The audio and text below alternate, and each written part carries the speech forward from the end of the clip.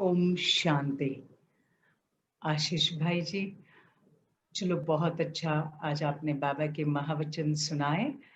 अभी आप थोड़ा क्लास आपका जो बचा है अनुभव का वो जी, भी सुनाइए। डेफ़िनिटली। फिर उसके बाद एक सेलिब्रेशन करना है।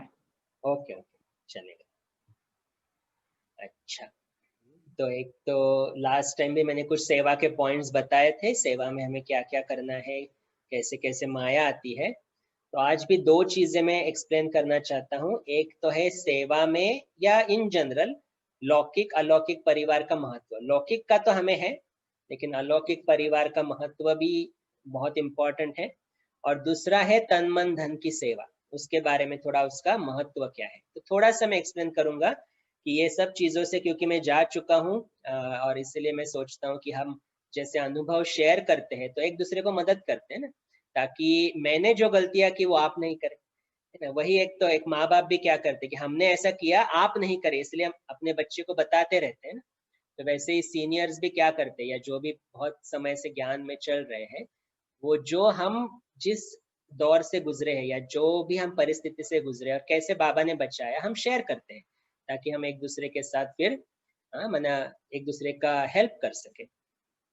तो एक समय ऐसा था, मैं अभी वापस जाता हूँ 2011 में, जब मैं मधुबन होकर आया था। फर्स्ट टाइम 2010 में गया मैं मधुबन और फिर 2011 में मुझे मौका मिला सेंटर पर रहने का, फर्स्ट टाइम। और वो तो कितने भाग्य की बात होगी ना कि सेंटर पर रहना, सेंटर को सँभालने की ज़िम्मेवारी।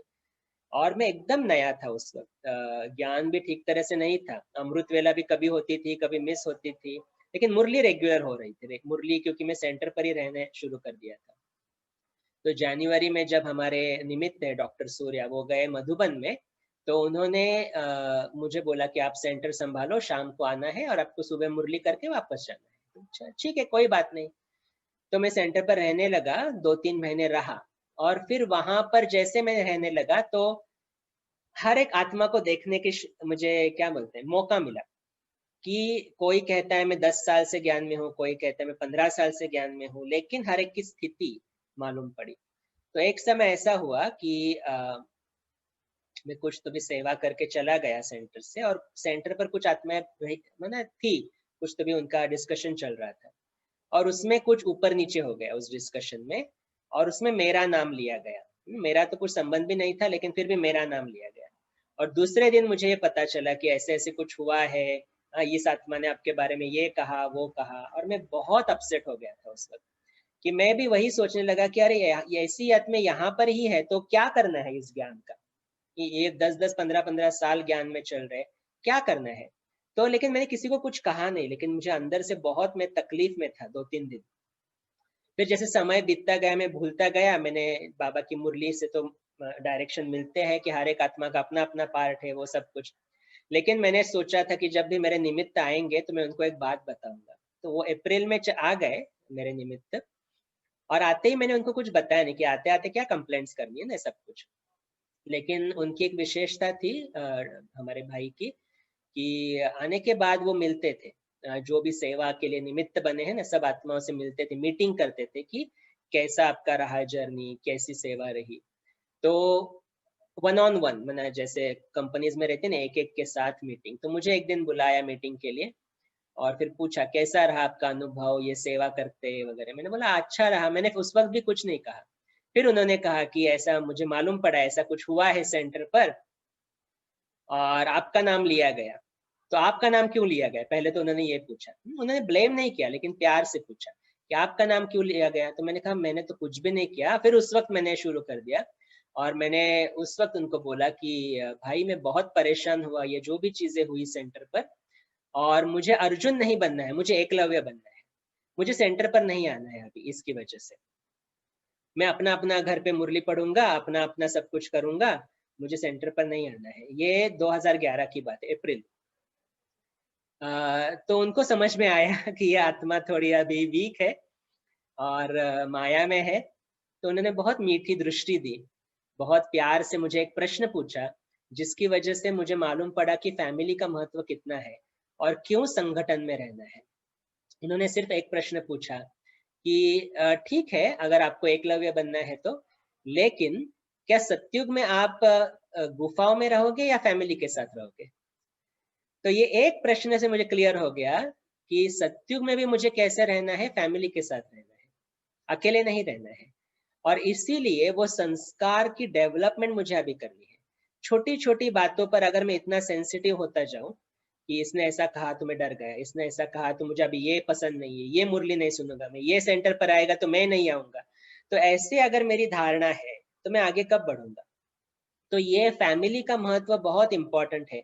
एक तो फैमिली, हम सभी एक राह पर चल रहे हैं ना, सभी आत्माएं एक राह पर चल रहे हैं और इसलिए एक दूसरे को मदद कर सकते हैं। कोई आपसे 10 साल से पहले चल रहा होगा, कोई अभी अभी आया है, आपसे जूनियर है, लेकिन हमें एक दूसरे के क्या करना है, मदद करनी। बाबा ने आज कहा पूतना नहीं बनो या शूर्पणखा मंथरा, ऐसे नहीं, लेकिन हमें एक दूसरे की सहायता करनी है ना। और तो फैमिली के दो महत्व है, एक है एक दूसरे के सहायता भी करते हैं, लेकिन कहीं कहीं कोई कोई आत्माएं अपने संस्कारों के वश होकर आती है, तो उस वक्त मेरी जिम्मेवारी क्या हो जाती? उस वक्त मैं क्या सीखता हूँ कि चलो ये इतने साल से ज्ञान में है, इतने साल से ये कर रहे हैं, लेकिन इसकी धारणा अभी भी वैसी है, मुझे अभी भी चांद से आगे जाने का। यह आत्मा मुझे बता रही है कि मुझे क्या नहीं करना है, और इसीलिए उसका धन्यवाद है, उस आत्मा का धन्यवाद है, क्योंकि उस आत्मा की वजह से मुझे मालूम पड़ रहा है कि मुझे क्या नहीं करना है।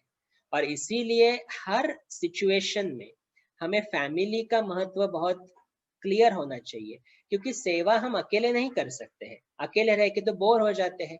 तो जैसे देखो, अभी मैं कुमार हूँ, लेकिन बाबा ने इतना बड़ा परिवार दिया है ना, मुकुंद नगर का परिवार है, जो भी ब्राह्मण बच्चे हैं वो सब मेरे परिवार है। तो हर एक ब्राह्मण जो आएगा मेरे सामने, वो अपने संस्कारों के वश, लेकिन इसने ऐसा कहा तो मैं डर गया, इसने ऐसा कहा तो मुझे ये नहीं करना है। तो बाबा कहते हैं इतना जैसे बोलते हैं ना, टच मी नॉट, ऐसा नहीं बनो। तो हमें आगे बढ़ना है, तो आगे बढ़ेंगे तो एक दूसरे के साथ ही बढ़ेंगे, क्योंकि सतयुग में हम रहेंगे फैमिली के साथ। और वही चीज हमें लौकिक में भी उपयोग होता है उसका, क्योंकि लौकिक में भी तो संस्कार अलग अलग है, और उसमें स्पेशली अगर हम ज्ञान में चल रहे हैं और दूसरा ज्ञान में नहीं चल रहा है, फिर तो और भी प्रॉब्लम है। जिसको बाबा कहते हैं ना, फिर तो बहुत सारी चैलेंजेस आ सकती है हमारे जीवन में। लेकिन उस चैलेंज को पार करने के लिए भी यही एक श्रीमद् बाबा ने कही है कि हमें क्या करना है। तो 3 शब्द बाबा जो यूज करता है, जो बाबा की अव्यक्त मुरली में आते हैं, और राजू भाई ने भी रिसेंटली क्लास में सुनाया। पहला है तोड़ना, बाबा ने आज कहा देह के सब संबंध बुद्धि से तोड़ दो, तो तोड़ना। दूसरा है जोड़ना, और तीसरा है मोड़ना। तोड़ना, जोड़ना और मोड़ना। तो तोड़ना माना क्या, मुझे बुद्धि से हर एक के साथ संबंध तोड़ने हैं, फिजिकली नहीं। हम फिजिकली बहुत जल्दी भाग जाते हैं, और इसीलिए क्या हो जाता है, फिर और प्रॉब्लम्स बढ़ती है, क्योंकि अकेला कहाँ जाएंगे हम लोग, रहना तो इसी दुनिया में है, रहना तो इसी परिवार के साथ है। तो पहला है बुद्धि से उनके साथ संबंध तोड़ना। बुद्धि से तोड़ना माना मेरापन तोड़ना, प्रॉब्लम मेरापन से ही आती है और किसी से नहीं आती है। फिर है जोड़ना। जोड़ना क्या, मेरा कनेक्शन बाबा के साथ जोड़ना। तो यहाँ से बुद्धि से भी तोड़ा, बाबा को याद किया, और फिर है मोड़ना। मोड़ना माना अभी मोड़ने की शक्ति मुझ में आ गई, पावर ऑफ एडजस्टमेंट। हम ऐसे अटक जाते जो है ना, जो सेवा में अटक जाते कि मैं राइट हूँ, मेरी आइडिया माननी चाहिए, तो ये जो प्रॉब्लम्स आ जाती है वो उसी की वजह से आती है, क्योंकि हम मोड़ना नहीं सीखते हैं। और मोड़ना क्यों नहीं सीखते हैं, क्योंकि हमें शक्ति नहीं है। जिसको बाबा कहते हैं ना, आप खुद को मोल्ड करो। मोल्ड करो माना एडजस्ट करो, जैसी चीज है उसको एडजस्ट करो। हाँ, अपना ओपिनियन भी दो, लेकिन उसके बाद हाँ जी, सेवा में जो भी चीजें चल रही है उसको हम देखते हुए भी क्या करें, जो सही डिसीजन है उसमें हाँ जी का पार्ट। और उसके बाद जो अलग अलग आत्माएं हैं, उनके संस्कार है, वो अपने संस्कारों के वश होकर हमें कुछ चीजें बता रहे हैं, तो उसमें भी हमें उनके जैसे साक्षी भाव, आज हमने सुबह अमृत वेला की संगठन में, बाणेर क्लास में, तो वो साक्षी दृष्टा की हमने जो की अमृत वेला, वो थी कि साक्षी दृष्टा से हर चीज को देखना है, उसके ऊपर अमृत वेला। तो वही प्रैक्टिस मुझे करनी है हमारे लौकिक में भी और अलौकिक में भी। तो सेवा की सफलता का आधार ही वो है साक्षी दृष्टा की स्थिति, कि एक तो है वो मुझे बता रहा है क्या करना है, और दूसरी चीज में मैं क्या कर रहा हूँ, मैं किसको देख रहा हूँ, उसको या इसको। उसके ऊपर सेवा की सफलता बहुत निर्भर करती है। बाबा ने आज कहा अपना अलबेलेपन में समय नहीं गवाओ, क्योंकि एक एक सेकंड एक वर्ष की तरह है। तो जब एक एक सेकंड की इतनी वैल्यू है, तो मैं इधर उधर देखने में, झरमुई झगमुई में अपना समय क्यों गवाऊं? क्योंकि बाबा ने हमें 3 खजाने दी है। देखो, जब फैमिली के साथ हमें यहाँ पे अलौकिक में भी सेवा करनी पड़ती है, संस्कार मिलन की रास करनी पड़ती है, लेकिन बाबा ने कहा है अंत में आपको 3 सर्टिफिकेट चाहिए संतुष्टता के। पहले बाबा आपसे संतुष्ट हो, ये बाबा आपके सर्टिफिकेट दे कि आपने श्रीमत को धारण किया, श्रीमत का पालन किया। दूसरा, मैं अपने आप से संतुष्ट हूँ कि मैंने बाबा ने जो मुझे कहा वैसे के वैसे फॉलो किया, तो मैं अपने से संतुष्ट हूँ। लेकिन तीसरा सर्टिफिकेट फैमिली से आता है। हमारे अलौकिक परिवार में मैं कितना प्रिय हूँ, मुझे लोग कितना पसंद करते हैं। ये आता है ना तो सेवा में झंझट नहीं होती है, लेकिन ये आता है ना तो सेवा में बहुत प्रॉब्लम होती है। तो ऐसा सर्टिफिकेट कोई न देवे, इसीलिए मुझे अपने ऊपर ध्यान रखना है कि मुझे रहना तो यहीं पर है, लेकिन जितना साक्षी भाव से बाबा के साथ कनेक्शन जोड़ूंगा, उतना मुझ में वो पावर ऑफ एडजस्टमेंट, जिसको हम और एक शब्द में कहते हैं समाने की शक्ति, वो चाहे लौकिक में भी हो अलौकिक में भी हो, लेकिन वो बढ़ती जाती है। तो ये प्रैक्टिस बहुत इंपॉर्टेंट है, क्योंकि ये तन मन धन की जो सेवा हमें बाबा ने बताई है, इस सेवा को करने के लिए भी हमें इन चीजों से पहले फ्री होना चाहिए, तभी तो सेवा करेंगे ना। नहीं तो आज मेरे किसी के साथ खिटपिट हो गई तो क्या हो जाएगा? कल ये आ रहा है ना सेवा में, अब मैं नहीं आऊंगा। कल ये मुरली में यहाँ बैठ रहा है ना, तो मैं तो नहीं आने वाला कल क्लास में, तो उसमें नुकसान मेरा ही है। तो सेवा में भी हमें क्या करनी है? 3 प्रकार की सेवा बाबा कहते हैं हमेशा करते रहो। पहले है तन की सेवा, मन की सेवा और धन की सेवा। अब इन तीनों सेवाओं में से सबसे इजी सेवा कौन सी है? सबसे इजी सेवा कोई भी कर सकता है, वो है धन की सेवा। धन की सेवा। और सबसे डिफिकल्ट सेवा कौन सी है? जो सबसे इंपॉर्टेंट भी सेवा है, वो है मन की सेवा, क्योंकि मन में कौन से संकल्प चल रहे हैं उस अनुसार मैं सेवा कर रहा हूँ। तो मन की सेवा के लिए तो हमारे पास मेडिटेशन है, मुरलिया है, अव्यक्त मुरली का मंथन है, अव्यक्त मुरली पढ़ना, क्लासेस सुनना, ये सब उसमें आ जाता है, क्योंकि उसमें उससे मेरा मन परिवर्तन होता है।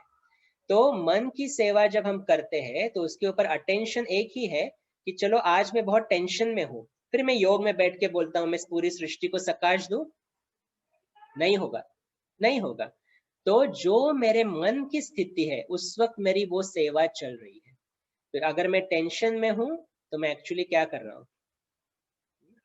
तो टेंशन की वाइब्रेशंस बाहर फैलती जा रही है, और इसीलिए मैं सेवा नहीं, डिससर्विस कर रहा हूँ। और इसीलिए मेरे मन की स्थिति के ऊपर मेरे मन की सेवा है, और इसीलिए उसको कहते हैं ना थोड़ा सा डिफिकल्ट है, लेकिन बाबा कहते हैं अभी कौन सी सेवा करते हैं ना हम लोग, मेजॉरिटी तो क्या है, योग बल से या अपने मन को स्थिर रख के वो सेवा कर रहे हैं, तो वो हो जाती है मन की सेवा। दूसरी है तन की सेवा। तन की सेवा भी कोई कर सकता है, कोई नहीं कर सकता, डिपेंडिंग अपॉन उनकी हेल्थ। तो तन की सेवा में भी ईगो, ईगो कौन सा आ जाता है? मन की सेवा तो है, मैंने बताया थोड़े में ही बताया, लेकिन तन की सेवा में कभी कभी ईगो आ जाता है, हम ये सेवा नहीं करेंगे, वो करेंगे, यही सेवा मुझे करनी है, वो सेवा मेरे स्टेटस के खिलाफ है। बाबा कहते हैं ऐसे नहीं करो, सेंटर पर कोई भी सेवा मिल रही है, ये क्या है? ये हमारा भाग्य है, भगवान ने मुझे चुना है इस सेवा करने के लिए। तो कभी कभी जैसे दीदी को कहीं पर लेकर जाना है, ट्रांसपोर्ट की सेवा है, ये कौन सी सेवा? ये तन की सेवा है, लेकिन वो भी भाग्य है ना। बाबा ने जिसको निमित्त बनाया उसकी सेवा करना माना बाबा की सेवा करना है। उसकी एक्चुअली सेवा हम वैसे भी नहीं कर रहे, हमारी स्मृति में तो बाबा ही रहना चाहिए। हाँ, तो बाबा कहता है ऐसे एक चीज ऐसी है, क्योंकि सेंटर पर कुछ चीज लाकर देनी है, वो लाकर देना तन की सेवा है। सेंटर की साफ सफाई करना, किचन में भोजन बनाना, बर्तन साफ करना। हाँ, तो बाबा कहते हैं ये जो भी सेवा हम सेंटर पर करते हैं वो तन की सेवा है। तो उसमें भी कभी ईगो अहंकार वो कभी भी नहीं आना चाहिए। बाबा भी ये प्रैक्टिस करवाता था, जब बड़े बड़े लोग बाबा के पास आते थे ना, तो पहले बाबा करता था चलो ये झाड़ू निकालो, हाँ, ये झाड़ू झाड़ू झाड़ू लगाओ। क्यों? क्योंकि बाबा चाहता था उनका देहाभिमान मिटे, मैं फलाना हूँ, मैं सीईओ हूँ, मेरे पास इतना धन है, और फिर ये काम करना, अगर संकल्प भी चला मुझे ये सेवा कैसे दे सकते हैं, बाबा कहते फिर ये आत्मा फेल हो गई, देहाभिमान में है। तो बाबा कहते देह अभिमान तोड़ने का एक ही चीज है, ये सब सेवा करो, यहाँ से शुरू करो, फिर आगे चलो। हम लोगों को भी जब हम ज्ञान में आए, तो भले एक तरफ हम क्लासेस करते थे, कोर्सेस करते थे, लेकिन कोर्स खत्म होने के बाद झाड़ू लगाओ, पोछा करो, टॉयलेट साफ करो, ये सब सेवा करनी पड़ती है, लेकिन संकल्प कभी नहीं चले, क्योंकि वो टॉयलेट साफ करने की सेवा भी जो थी वो भी एक, जैसे वो कहते हैं ना कि बाबा ने मुझे इतना लायक तो समझा कि मैं उसके घर का ये साफ कर सकूं। तो ये कितने भाग्य की बात है कि ये सेवा भी मिल रही है। बाबा वही कहता है बहुत बार, सेवा मिलना ये भाग्य की निशानी है और उसको हम ठुकरा नहीं सकते हैं। हाँ चलो, आज तन में कोई प्रॉब्लम है, शरीर में कोई प्रॉब्लम है, फिर कहा कि आज मैं नहीं कर सकता, इट्स देन इट्स अंडरस्टूड। लेकिन जो भी हमें तन की सेवा, जैसे हम पहले पहले भी मैं सेवा इतना इन्वॉल्व नहीं था, लेकिन जैसे जैसे वो दुआओं की प्राप्ति मुझे मिलती गई, तो क्या हो गया, वो दुआओं की वजह से और सेवा करने का उमंग उत्साह आता है। वैसे ही नेक्स्ट सेवा जो आती है वो है धन की सेवा। तो तन की सेवा में कभी भी ईगो नहीं होना चाहिए, मन की सेवा में मन एकदम हल्का होना चाहिए ताकि मन की सेवा कर सके।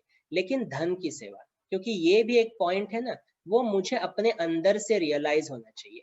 मैं आज बहुत जैसे कहते हैं ना, एक खुशी से ये बात बता सकता हूँ कि ब्रह्मा कुमारीज में आने के बाद अभी मुझे 11 साल हुए हैं ऑलमोस्ट, या 11.5 years, लेकिन आज तक मुझे किसी ने भी पैसा नहीं मांगा है यहाँ पर। ये इतनी सुंदर ऑर्गेनाइजेशन है जहां पर कभी भी पैसा नहीं मांगते हैं, लेकिन एट द सेम टाइम, क्योंकि बाबा का श्रीमत क्या है, मांगने से मरना भला, ये बाबा का श्रीमत है। एट द सेम टाइम बाबा मुरली में क्या बताता है, धन की सेवा का महत्व बताता है। क्योंकि अगर वो महत्व बताएगा नहीं तो हमें मालूम कैसे पड़ेगा कि धन को कैसे यूज करना है, धन को कैसे सफल करना है, हमें मालूम नहीं पड़ेगा। और इसीलिए कभी ना कभी बाबा मुरली में ये धन के सेवा के बारे में भी बताता है। और उसके लिए मिसाल कौन सा देता है, सुदामा। सुदामा के मुट्ठी भर जो चावल या पोहा जो भी उसने लाया, उसके बदले उसको क्या मिल गया, महल मिल गए। तो बाबा ने लास्ट वीक भी कहा था ना, जिसके पास धन बहुत है वो अजामिल है, क्योंकि उसको नशे बहुत रहते हैं। तो क्यों ना ये समय मिला है जिसमें मैं धन सफल करूं। एक बारी में बाबा की रूम में बैठा था, हमारे सेंटर पर बाबा का कमरा था और उसके वाइब्रेशन बहुत पावरफुल है। वहां पर मुझे अशरीरी स्थिति के अनुभव हुए हैं, फिर बाबा के साथ बहुत सारी बातें हुई है वहां पर।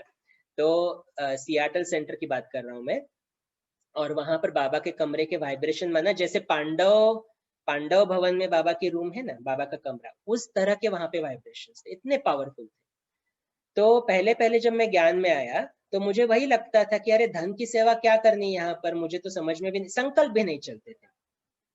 लेकिन एक दिन मैं बाबा के रूम में बैठा था योग में, और बाबा ने मुझे एक दृश्य दिखाया कि बाबा, मेरा एक फ्रेंड था मेरे सामने ही रहता था अमेरिका में, और उसकी शादी हुई थी, उसके 2 बच्चे भी थे। और उसी फ्रेंड का चित्र बाबा ने मुझे दिखाया कि वो बेचारा एक हाथ में बच्चा लेकर जा रहा है, एक हाथ में बैग लेकर जा रहा है, थका हुआ है, परेशान है, और मैं एकदम खुशनुमा, कोई रिस्पॉन्सिबिलिटीज नहीं। तो बाबा ने ये चित्र दिखाया और एक संकल्प दिया कि अगर मैं इस मार्ग पर जाता तो मेरा खर्चा इतना होता था, अराउंड $2000 वट एवर वो, और उतना खर्चा करने के बाद भी क्या मैं खुश रहता। तो मैंने अपने आप से पूछा कि नहीं, इतना सब कुछ खर्चा भी होता और खुश भी नहीं रह सकता था। तो बाबा कहते अभी आपकी हालत क्या है, अभी आप इतने खुश हो, तो जो बाबा का परिवार है, बाबा का यज्ञ है, उसके प्रति फिर आपकी जिम्मेवारी क्या है। आज बाबा ने अभी कहा ना कि जिम्मेवारी है विश्व कल्याण की, लेकिन यज्ञ के प्रति भी तो जिम्मेवारी है ना हमारी। उस वक्त मुझे क्लियर हुआ कि धन का महत्व भी कितना इंपॉर्टेंट है। क्योंकि एक है बाबा का यज्ञ चलाना, बाबा का सेंटर चलाना, क्योंकि सेंटर्स भी तो कैसे चल रहे हैं ना, हम बाबा के जो पक्के बच्चे हैं, जो जिन्होंने बाबा को पहचाना है, जो बाबा का परिवार अपना परिवार समझते हैं, वो इमीडिएटली क्या करेंगे, अच्छा सेंटर चलाने के लिए मुझे ये धन की सेवा करनी है, आपको ये चाहिए, ये करना है। तो एक बारी मैं अपने निमित्त से बात कर रहा था और उस वक्त मुझे क्लियर हो चुका था धन की सेवा के बारे में। और मेरा निमित्त मना, उनसे मैंने ये सीखा है कि वो उसने मुझे एक डॉलर भी कभी भी नहीं मांगा है, कभी भी नहीं। तो उसको मैं उनके साथ में एक बार बात कर रहा था, और हमारे सेंटर का कंप्यूटर बहुत पुराना हो गया था। तो उन्होंने कहा मुझे, मैंने उनको कहा कि भाई ये कंप्यूटर बहुत पुराना हो गया है, मैं लेना चाहता हूँ सेंटर के लिए कंप्यूटर। तो भाई ने कहा हमें कंप्यूटर की जरूरत नहीं है, लेकिन उन्होंने सिर्फ एक इशारा दिया कि अभी सेंटर की हालत थोड़ी खराब है, बस उतना ही कहा। और उस वक्त जब मैं उस दिन जब मैं योग में बैठा था, तब मैंने अपना कैलकुलेशन किया कि अभी मैं इस धन की सेवा कैसे कर सकता हूँ। और फिर मैंने धन की सेवा करना शुरू कर दिया। मैंने अपनी सेवा बहुत बढ़ाई धन की। तब नेक्स्ट डे ओनली, उनको नहीं मालूम था मेरे दिमाग में क्या चल रहा है, लेकिन नेक्स्ट डे ओनली उन्होंने क्लास कराया जिसमें उन्होंने बताया कि दादी प्रकाश मणि ने क्या बताया है धन की सेवा के बारे में। क्योंकि हम सब गृहस्थी है, इवन मैं भी गृहस्थी हूँ, मेरा भी परिवार है, मैं अपने घर में रहता हूँ। तो जो भी धन है हमारे पास, हमें सबके लिए करना है ना, तो वो सेवा के लिए हमें कैसे उसको मैनेज करना है। तो दादी ने कहा 4 हिस्से करो। कैसे 4 हिस्से करने? फर्स्ट 25% अपने लिए, मुझे अपने शरीर की देखभाल करनी है। नेक्स्ट 25% परिवार के लिए। थर्ड 25% सेविंग्स, फ्यूचर के लिए। लेकिन लास्ट जो 25% बचता है, दादी ने कहा आपकी अगर उसमें इच्छा है, आपको अंदर से लगता है कि ये धन सफल करे, तो ये ईश्वरीय सेवा में लगाओ। तो दादी ने एकदम एक्यूरेट उसको मैनेज करके दिया था कि आपके पास इतना है। तो क्योंकि बाबा हमेशा कहते हैं ना कि जो भी धन आपको सेवा में देते हो, तो गरीब का 1 रुपया और साहूकार के 1000 रुपए, उसका एवजा, उसका रिटर्न भी इक्वल मिलता है।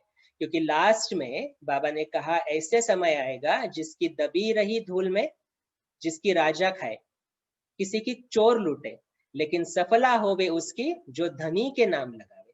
ये बाबा के महावाक्य है, किसी भाई बहन ने कहे हुए महावाक्य नहीं है। इससे बाबा इंडिकेट क्या करना चाहता है कि अभी समय है जब सबसे ज्यादा जरूरत है सेंटर्स को या फिर यज्ञ को स्पेशली, कि धन की सेवा की, जहां पर लोग नहीं आ रहे। तो बाबा कहते जब जरूरत है तब अगर हम उसमें दान या कुछ भी सेवा करते हैं, दान नहीं देते हम, सेवा करते हैं, सहयोग देते हैं, तो उसका पुण्य सबसे ज्यादा मिलता है। तो जो मेरा पुरुषार्थ रहा है आज तक कि धन की सेवा में, जैसे किसी ने आज तक मुझे कुछ कहा नहीं है, किसी ने भी नहीं, भारत में भी नहीं, विदेश में भी नहीं, किसी ने नहीं मांगा मुझे अभी तक। लेकिन कभी कभी योग में बाबा मुझे टच करता है कि ये सेंटर है ना, यहाँ पर ये जरूरत है, आप उसको उसकी जरूरत जो भी है आप उनको पूछो और कर लो जो भी। तो मेरे मन में वही संकल्प चलता है कि जो भी बाबा ने दिया है मुझे, एक है कहना ये तन मन धन सब तेरा, लेकिन दूसरा है उसको प्रैक्टिकल में लाना। जब मैं आत्मा प्रैक्टिकल में उस धन की सेवा को लाता हूँ, तन की सेवा को लाता हूँ, मन की सेवा को लाता हूँ, तब उसका रिटर्न भी मुझे वैसा ही मिले। ये कर्मों की गुह्य गति है, कहना अलग करना अलग नहीं। तो यहाँ पर अपने आप को ही अंदर मुझे रियलाइज करना है। तो एक समय तो ऐसा आया, मुझे अभी भी याद है कि मैंने जैसे धन की सेवा करना बहुत शुरू कर दिया अपने सेंटर के ऊपर, तो सेंटर की परिस्थिति भी बहुत मतलब नॉर्मल हो गई। पहले जो प्रॉब्लम्स थे वो सब चले गए। उसके बाद मेरे निमित्त ने मुझे फोन किया और उन्होंने कहा आप इतने धन की सेवा कर रहे हो ना, आप थोड़ा कम कर दो अभी इतनी जरूरत नहीं है। तो ये भी उनका बड़प्पन है। बाकी ऑर्गेनाइजेशन में अगर हम जाएंगे तो क्या कहेंगे, और दो और दो और दो। लेकिन यहाँ पर वो भाई ने मुझे इमीडिएटली कह दिया नहीं, अभी जो जरूरत थी उतना मिल चुका है। बाबा का सेंटर ये है, बाबा की दुआएं आपके साथ है, परिवार की दुआएं आपके साथ है, लेकिन आप अपने बारे में भी ख्याल करो थोड़ा।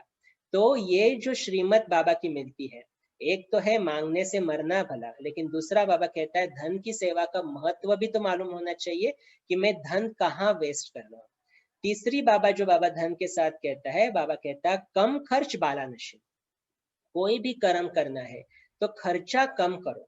हमारे खर्चे बहुत है ना, फिर धन सेवा करने में हम थोड़ा सा झिझकते हैं, अरे ये भी करना है वो भी करना है। जरूरतों को कम करना है, क्योंकि समय क्या चल रहा है, समय अंतिम है, समय विनाश का है। और इस समय अगर मैंने धन को सफल नहीं किया, अपने तन को सफल नहीं किया, अपने मन को सफल नहीं, तो कब करेंगे। बाबा के ये बहुत बार आता है ना मुरली में, साकार मुरली जो बहुतों ने सुनी है, वो बाबा बहुत बार मुरलियों में ये कहता है कि जब 47 का जो पार्टीशन हुआ, उस वक्त बहुत सारे कम्युनिटी ने बाबा को बिल्डिंग्स की बिल्डिंग्स दे दिए, अब ले लो, क्योंकि उनको मालूम पड़ चुका था कि ये बिल्डिंग्स कुछ काम में नहीं आने वाली है। लेकिन बाबा क्या कहता है, मैंने वो बिल्डिंग्स नहीं ली, क्योंकि जब जरूरत थी तो नहीं दी, और जब जरूरत नहीं है तो दे रहे हैं। बाबा कहते हैं इसका अकाउंट मुझे नहीं रखना है। बाबा कहता है मैं होशियार हूँ एकदम, हाँ मैं I am a good businessman, मुझे मालूम है कौन क्या कर रहा है। तो इसीलिए जब जरूरत है, जैसे कोई भूखा मेरे सामने आता है, मैं उसको एक दाना भी दूं ना, बहुत दुआ मिलती है। लेकिन कोई पेट भर के मेरे सामने आता है और फिर मैं उसको कुछ अच्छा खिलाऊं, दुआ नहीं मिलती है। हाँ, अच्छा कर्म किया ठीक है, लेकिन दुआ कब मिलेगी? जब जरूरत है। तो जब लॉकडाउन के समय में जब जरूरतें रहती है सेंटर में, राजू भाई भी कहते हैं मधुबन है हमारा बेहद यज्ञ सेंटर है जहां पर हम पालना लेते हैं, जैसे मुकुंद नगर सेंटर है। तो मेरी जिम्मेवारी उसके प्रति क्या है? बाबा से मैं लेता जाऊं, लेकिन उसके प्रति फिर मेरी जिम्मेवारी क्या रहती है कि मुझे अपने आप को रियलाइज करना है। आपको मालूम है मैं माइक्रोसॉफ्ट में जॉब करता था अमेरिका में, और अभी मैंने सब कुछ छोड़ दिया है और बाबा की डायरेक्शन से अभी गीता पाठशाला खोली है। तो ये गीता पाठशाला खोलने के पीछे का कारण भी यही है। एक दिन हम ऐसे ही क्लास में बैठे थे और हमारे सूर्य भाई संडे को क्लासेस करते थे मुरली के बाद, और उन्होंने बहुत अच्छी क्लास कराई थी सेवा का महत्व, जिसमें उन्होंने यही सब कुछ बताया कि दुआ कैसे जमा करनी है, तन की सेवा क्या, मन की सेवा क्या, धन की सेवा क्या। और वो मुझे याद है, मैं वो क्लास के बाद घर पे गया और मैं बहुत रोया था उस दिन।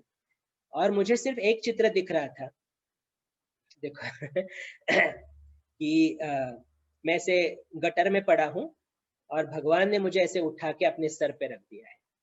वही चित्र बाबा दिखा रहा था। और मैं इतना रोया उस दिन कि सीरियसली मुझे उसने क्या दिया है। कि भगवान जब आता है तो कहते हैं ना, भगवान देता है तो छप्पर फाड़ के देता है, इससे भला छप्पर वो क्या फाड़ेगा। तो मेरा उसके प्रति फिर क्या, उस दिन मुझे संकल्प आया, 2013 की बात होगी जब वो क्लास चला था। उस दिन से मेरा ये संकल्प था कि मुझे ब्राह्मण जीवन में एटलीस्ट एक गीता पाठशाला खोलनी है, ताकि मेरा भी कल्याण हो और बहुतों का कल्याण के मैं निमित्त बनूं। और बाबा ने वो आज इच्छा पूर्ण कर दी है। और मैंने यही देखा है कि जब मेरा ये तन मन धन बाबा की सेवा में चला जाता है तो वो दुगना हो जाता है। एक्चुअली धन की सेवा के बारे में जब मैंने सोचा और जब मैंने अपने ऊपर उसका अटेंशन देके वो सेवा करने की शुरुआत की, मुझे प्रमोशन मिलना शुरू हो गया, मेरी सैलरी बढ़नी शुरू हो गई। तो ये इमीडिएट रिटर्न्स मिलना भी शुरू होता है। लेकिन पहले क्या होना चाहिए? मैं दाता हूं ना, देवता बनना सिर्फ कहने के लिए नहीं है, लेकिन यहाँ से देना और यहाँ से देना। और एक शब्द हम बाबा के यज्ञ में कभी यूज नहीं करते, वो है दान या डोनेशन। हम बाबा को डोनेशन नहीं देते, भगवान को क्या डोनेट करेंगे। हम यूज करते हैं शब्द कंट्रीब्यूशन या सहयोग। बाबा के विश्व के परिवर्तन के कार्य में हम कंट्रीब्यूट करते हैं, हम उसको सहयोग देते हैं, ताकि उससे अनेकों का कल्याण हो और उसके साथ साथ रिटर्न किसको मिलेगा।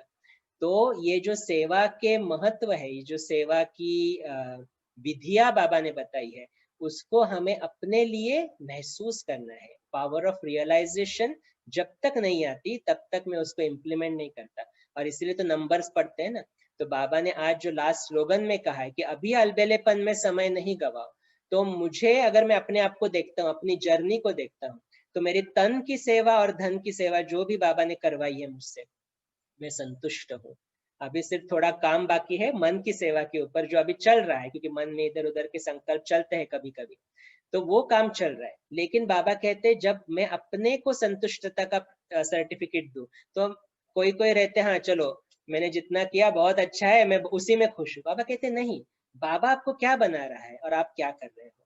तो लक्ष्मी नारायण बनना, सिर्फ मुरली सुना योग करा, ये तो फर्स्ट स्टेप है। लेकिन उसके बाद मेरा समय, श्वास, संकल्प, तन मन धन कहाँ जा रहा है, क्या कर रहा हूँ। तो इन सेवा का महत्व जानना भी बहुत इंपॉर्टेंट है, और उसको महत्व जान के प्रैक्टिकल मिलाना।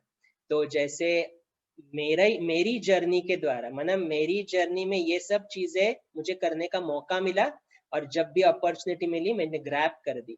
तो ये भी जैसे कहेंगे एक ड्रामा का एक अच्छा पार्ट भी कहेंगे, इसलिए ड्रामा का धन्यवाद। लेकिन उसने करवाया, उसने वो उस वक्त बुद्धि को टच किया कि अभी ये जरूरत है, आपको ये करना है। और उसका सर्टिफिकेट मुझे हमारे निमित्त से एक बार मिला था, उसने मुझे नहीं बताया, उन्होंने कुछ और कुमारों को बताया कि अभी ये सेंटर जो स्टेबल हुआ है ना, वो इस आत्मा की वजह से है। तो ये निमित्त के द्वारा सर्टिफिकेट मिलना जैसे बाबा का सर्टिफिकेट मिलना है। निमित्त का बर्डन नहीं बढ़ाना है हमें, निमित्त का सर के ऊपर ऑलरेडी उनके ऊपर बहुत सारी रिस्पॉन्सिबिलिटी रहती है, वो नहीं बढ़ानी है। लेकिन सेंटर चलाने के लिए मैं उनके साथ क्या सहयोग कर सकता हूँ, कोई धन का नहीं, कोई तो तन का नहीं तो मन का, लेकिन हमें सहयोग देना है। दादी जानकी भी हमेशा ये कहती थी, किसी के जैसे पहले पहले जमाने में किसी का अगर इवन 50 रुपए भी महीने का आता है ना, दादी कहती थी आप बस से आते हो और बस से जाते हो ना, तो 2 रुपए होते हैं आपके उस जमाने में, 2 रुपए होते हैं आपके, आप पैदल आओ, एक्सरसाइज भी हो जाएगी, 2 रुपए बच जाएंगे, फिर वो धन की सेवा हो जाएगी। हमारे पास एक माता जी भी थी हमारे सेंटर पर, और वो एकदम जैसे 4 फुट की थी, बहुत स्वीट माता जी, तेलुगु थी वो, हैदराबाद से। उनका तो कुछ, वो पढ़ी लिखी भी नहीं थी, उनका तो कुछ इनकम भी नहीं था, लेकिन उनके बच्चे उनको कुछ पॉकेट मनी देते थे, कुछ $100 या कुछ तो भी देते होंगे, मुझे नहीं मालूम, लेकिन वो उसमें से कुछ निकाल के बाबा के यज्ञ में डालती थी। अभी देखो, बाबा ऐसी आत्माओं को बहुत याद करता है कि उसके पास कोई इनकम नहीं है, फिर भी वो क्या कर रही है, धन की सेवा कर रही है। तन की सेवा तो करती ही थी, क्योंकि वो ऑलरेडी सेंटर पर रहती थी, सेंटर का सब भंडारा संभालती थी। तो इसलिए बाबा कहता है कि जो ऐसी आत्माएं होती है ना, जो जितना है उसमें से थोड़ा सा निकाल कर सेवा कर रही है, बाबा उन आत्माओं को बहुत दुआ देता है, बाबा उन आत्माओं को बहुत याद करता है, लेकिन उसके एक्सट्रीम में भी नहीं जाना है। बाबा कहता है बैलेंस, लौकिक और अलौकिक का बैलेंस बहुत जरूरी है। कोई कोई आत्माएं मैंने देखी है यहाँ पर भी, कि जैसे हम सेवा तो करते हैं लेकिन एकदम एक्सट्रीम में चले जाते हैं कि अभी सब कुछ ले लो। बाबा कहते हैं ऐसा नहीं, घर को भी मैनेज करना है, लौकिक को भी मैनेज करना, अलौकिक को भी। तो ये मेरे भी अनुभव रहे हैं कि उसका फायदा इतना होता है, अनेकों की दुआ मिलती है, और दुआ से हमारी जर्नी बहुत जैसे कहते हैं ना, सहज हो जाती, इजी हो जाती है, कोई तकलीफ नहीं है। तो इन सेवाओं के ऊपर हमें बहुत अटेंशन भी देना है। एक तो परिवार का महत्व है, और फिर तन मन धन की सेवा का भी उतना ही महत्व है। तो मुझे अंदर अपने को रियलाइज करना है, और फिर अपने आप को प्रश्न पूछना है, जैसे विश्व के प्रति मेरी जिम्मेवारी है, वैसे सेंटर के प्रति, बाबा के परिवार के प्रति, जो मेरा परिवार है उसके प्रति मेरी क्या जिम्मेवारी है, और फिर उस अनुसार मेरे श्रीमत के ऊपर मुझे कदम उठाने हैं। ये सेवा का महत्व है। तो मैं भी यही समझता हूँ कि आप भी बहुत अच्छे सेवा में आगे बढ़े। आपको भी बहुत दुआएं मिले, आप जर्नी में उड़ते रहे और उड़ाते रहे। तो इस दुआओं के साथ भी अभी मैं इस सेशन को विराम देता हूँ। बहुत बहुत सुंदर आशीष भाई, बहुत सुंदर, आपने अच्छी तरह से आज अपने सुंदर अनुभव रखे, अपने भाग्य का दरवाजा कैसे खोलना है, बाबा की दुआएं कैसे लेनी है, और सचमुच बाबा का वारिस बच्चा कैसे बनते हैं, आपने उसका बहुत सुंदर एग्जाम्पल रखा। आपका बहुत बहुत पूरे क्लास की तरफ से अभिनंदन।